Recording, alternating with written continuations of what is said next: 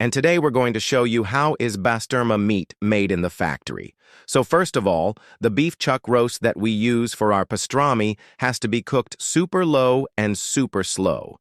We cook it for 12 to 14 hours. And we're looking for an internal temperature of 135 degrees Fahrenheit. After the beef is fully cooked, we then put it in our brine. And this is where the magic happens. The beef is submerged in the brine for about 24 hours, and this is what makes the meat so tender and delicious. The next day, we take the beef out of the brine, we dry it off, and we start the curing process.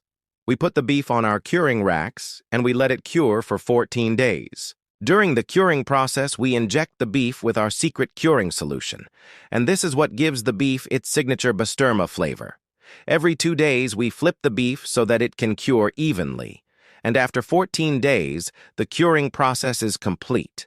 Now it's time to trim the fat. We remove the excess fat from the beef, and then we start the slicing process. We slice the beef against the grain so that it's easier to chew. And then we start the cooking process all over again. We cook the sliced beef for 12 to 14 hours. And this is what makes the beef so tender and delicious. After the beef is fully cooked, we then put it in our spice mix and let it sit for 24 hours. The next day, we take the beef out of the spice mix and we start the drying process. We dry the beef for 7 to 10 days, and during the drying process, we flip the beef every day so that it can dry evenly. Once the beef is fully dried, we then start the rolling process.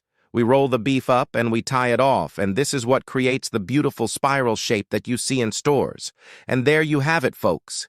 That's how we make our delicious and nutritious pastrami. If you're a pastrami lover, then you'll definitely enjoy this video. We show you how to make the perfect pastrami sandwich at home. So don't wait. Click the video on screen now and let's get started.